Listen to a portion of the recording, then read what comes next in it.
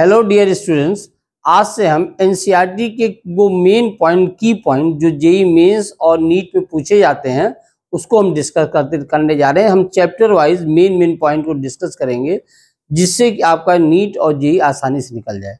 एक चीज याद रखिए, ये देखा जाता है कि बच्चे एनसीईआरटी को बहुत प्रिफर नहीं करते हैं, जबकि रियलिटी ये है कि ज़्यादातर कॉन्सेप्ट, ज़्यादातर numerical they are based on NCERT. जो जेईई के या नीट के टॉपर्स हैं वो एनसीईआरटी को थॉरली पढ़ जाते हैं, कायदे से पढ़ जाते हैं, उसके कॉन्सेप्ट समझते हैं, उसके न्यूमेरिकल्स को लगाते हैं, जिससे उनको सक्सेस मिलता है। तो अब अगर आप 100 परसेंटाइल या 99 परसेंटाइल एंड अबव चाहते हैं तो आपको एनसीईआरटी पे ध्यान देना पड़ेगा। और आज से हम लोग सभी टॉपिक्स को, जो मेन टॉपिक्स हैं, उनको डिस्कस करने जा रहे हैं। हम पूरी एनसीईआरटी 11th और 12th आपको डिस्कस करेंगे और आपको मेन टॉपिक बताते चलेंगे। इसी के साथ आप लोग जो हम बताते चल रहे हैं उसका शॉर्ट नोट्स भी बनाते चलिए। देखिए, हम एनसीईआरटी बुक का पूरा यूज कर रहे हैं और किसी चीज का कोई यूज नहीं कर रहे हैं।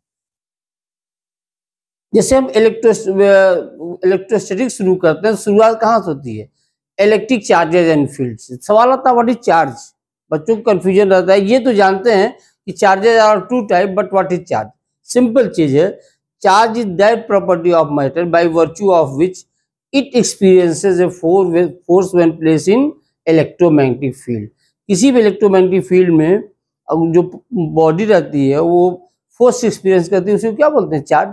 चार्ज आप जानते हैं दो तरह का होता है, एनसीईआरटी में भी देखिए दिया क्या है। एक होता है पॉजिटिव चार्ज और दूसरा क्या होता है? Negative charge. ठीक, एनसीईआरटी में डिटेल में दिया। दूसरी चीज आप याद दीजिए, आखिर चार्ज प्रोड्यूस कैसे कर सकते हैं? A body can be charged by different process। आपको मालूम है क्या क्या है? जल्दी बोलिए। पहला है चार्जिंग कैसे करेंगे? चार्जिंग एक देता है चार्जिंग बाई कंडक्शन। और एक चार्ज बॉडी को एक अनचार्ज बॉडी के कांटेक्ट में लाएंगे तो क्या होगा? It will become charge. जैसे ये है, एक इंसुलेटिंग स्ट्रैंड है, एक पॉजिटिवली चार्ज बॉडी को एक अनचार्ज बॉडी के कांटेक्ट में लाएंगे तो क्या हो जाएगा? चार्ज हो गया कि नहीं हो गया? इसको क्या बोलते हैं हम? It is charging by conduction. NCERT में और दिया है, क्या दिया है? Charging by friction. जैसे आप अगर एनसीईआरटी देखें, दूसरे पेज पे इस पे आए, इसमें देखिए डिटेल में दिया है, ये दिया और आप इसको ध्यान दीजिए।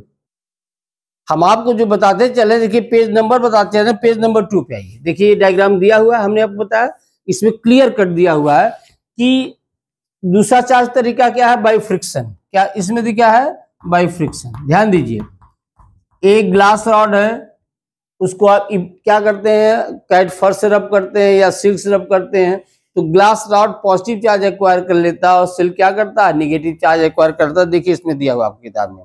ठीक, तो this is another way of charging. या आप इबोनाइट रॉड को कैट फर्श से अगर आप रब करते हैं तो ग्लास क्या, इबोनाइट रॉड क्या करता है? निगेटिव चार्ज एक्वायर करता है और कैट फर्श पॉजिटिव चार्ज एक्वायर करता है।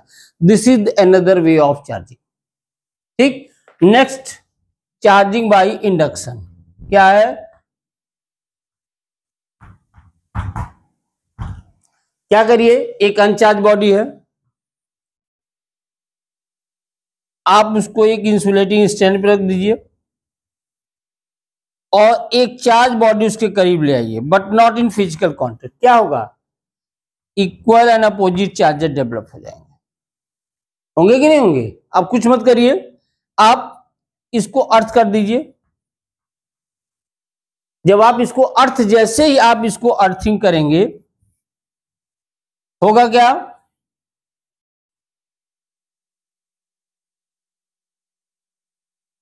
अर्थिंग करेंगे जैसे ही सारे निगेटिव पॉजिटिव चार्ज न्यूट्रलाइज हो जाएंगे। इलेक्ट्रॉन आएगा यहां से अर्थ से, इसको न्यूट्रलाइज कर दिया। उसके बाद आप क्या कर दिए? अर्थ को, चूंकि यहां आपने एक पॉजिटिव चार्ज रखा हुआ है, ये क्या करे? ड्यू टू द अट्रैक्शन ये नेगेटिव चार्ज तो कहीं नहीं आ जाएगा, लेकिन पॉजिटिव चार्ज क्या होगा? अर्थ को चला गया। अब इसके बाद आप क्या करिए? धीरे से अर्थिंग हटा दीजिए और पॉजिटिवली चार्ज बॉडी को हटा दीजिए। ये बॉडी पूरी तरह क्या हो गई? Negatively charge. So this is another method of charging a body. Charging body का 3 प्रोसेस देखिए एनसीईआरटी में दिया हुआ। पेज नंबर किसमें है? पेज नंबर 2 पे। आइए कुछ वही चीज पेज नंबर 3 पे दिया हुआ है। इसमें इसने बताया कि आप किसी चार्ज को कैसे पहचान सकते हैं। तो गोल्ड लीफ इलेक्ट्रोस्कोप है, it is the device with which you can determine the charging of body. जैसा कि आप क्लास 12th में आ ही चुके हैं, बेसिक चीजें आपको क्लियर है। जैसे इसमें देखिए, इस चीज को ध्यान दीजिएगा, unification of electricity and magnetism क्या कहता है।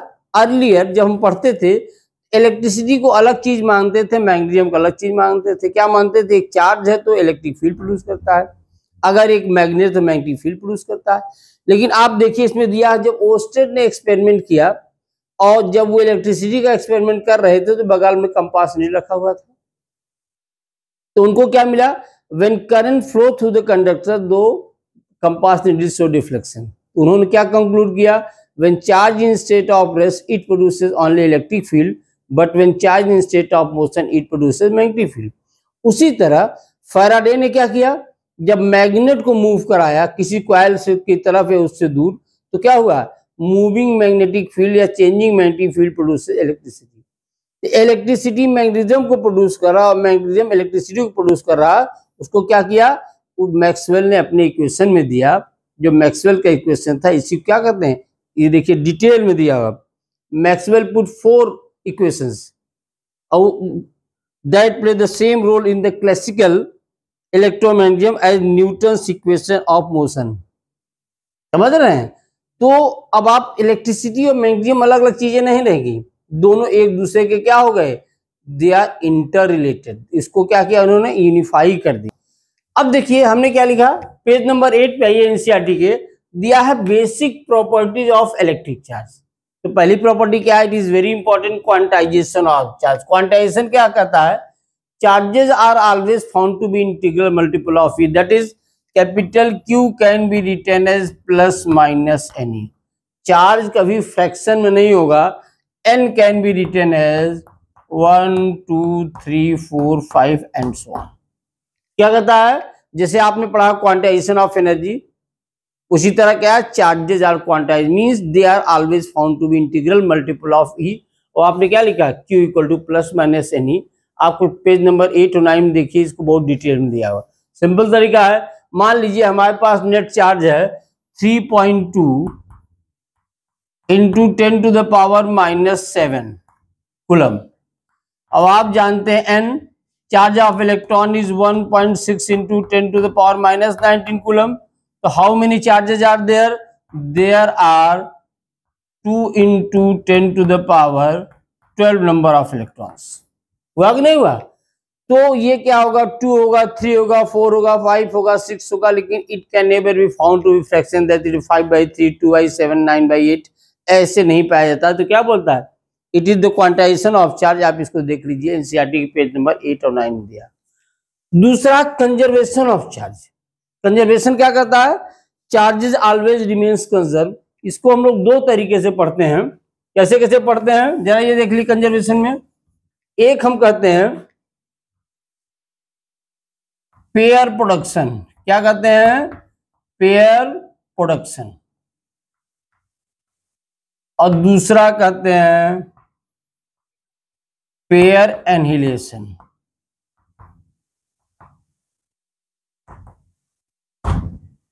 ठीक, ये बताइए पेयर प्रोडक्शन क्या था। एक गामा रेडिएशन किसी एलिमेंट को स्ट्राइक करता है जिसका हाई एटॉमिक नंबर रहता है, then an electron and a positron is produced. क्या हुआ, gamma is the energy, it is the radiation having no charge, here -1 + 1 net charge also become 0, so charges remains conserve.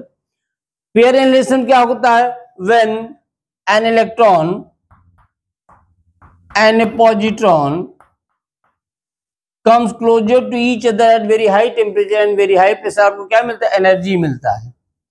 ये बताइए -1 + 1 net charge 0, ये energy don't have any charge और mass. तो क्या बताया इसने, बताया that is the conservation of charge. तो दोनों क्या बताते हैं, pair production and pair annihilation, दोनों आपको क्या बता रहे हैं, these are means charges are always remains conserve. तीसरा, additive nature of charge. Since charge is scalar quantity, जो स्केलर क्वांटिटी होगा it can be added algebraically. आप सिंपल लिखेंगे Q1 + Q2 plus Q3 and so on. Right? Scalar quantity can be simply added algebraically. हाँ, अब आइए एक question देखिए page number 10 पे। एक बहुत बेसिक क्वेश्चन दिया लेकिन आपको कॉन्सेप्ट क्लियर करता है। क्या कहता है, if 10 to the power 9 electrons move out of a body to another body every second, मतलब 10 to the power 9 number of electrons are moving in 1 second from one body to another body. कहता how much time will these electrons take to have the charge 1 coulomb, मतलब 1 coulomb charge इकट्ठा होने में कितना समय लगेगा। तो ये बताइए, आपने लिखा Q equal to any, total charge कितना होगा, it is the 10 to the power 9 number of electrons per second and charge of 1 electron is 1.6 into 10 to the power minus 19, so it comes out to be 1.6 into 10 to the power minus 19 coulomb charge पर second accumulate हो रहा है। ठीक, हमको 1 coulomb charge चाहिए, कितना चाहिए total बताइए, हमको क्या कहता है 1 कूलम चार्ज एक्यूमुलेट होने में कितना समय लगेगा। तो सिंपल तरीका है कि अगर 1.6 into 10 to the power minus 19 coulomb charge accumulate होने में 1 सेकेंड लगता है, तो 1 कूलम में कितना लगेगा, 1 second by 1.6 into 10 to the power minus 99 था तो ये 0 हो गया, -10।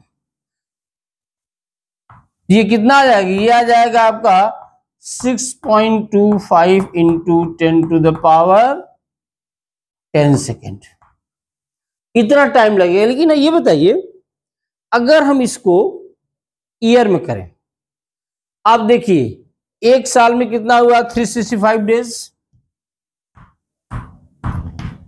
इन 1 डे 24 घंटा, 1 घंटे में 60 मिनट 60 सेकेंड। अगर आप इसको सॉल्व करते हैं तो कितना होता है, 198 year, means you can say it is nearly 200 years.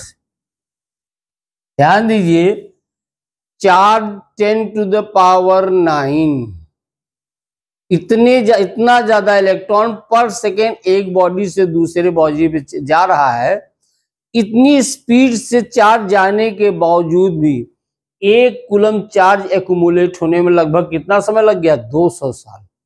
Means coulomb is not a small unit, it is a big unit. क्या है, ये बहुत बड़ी यूनिट है। इसलिए हम लोग क्या यूज करते हैं, इन जनरल हम लोग milli coulomb, micro coulomb, nano coulomb, क्या है, इन यूनिट का यूज करते हैं, क्योंकि आपको इससे अंदाज मिल गया होगा कि अगर 1 कूलम चार्ज एक्यूमुलेट करना है you have to take, means इस स्पीड से 10 to the power 9 इस स्पीड से अगर चार्ज जा रहा तो कितना समय लग रहा है, सोच लीजिए। इसलिए इसका क्या मतलब हुआ, 1 कूलम बहुत बड़ी यूनिट है। ठीक, तो हम लोग उसका यूज क्या करते हैं, उसका यूज नहीं करते हैं।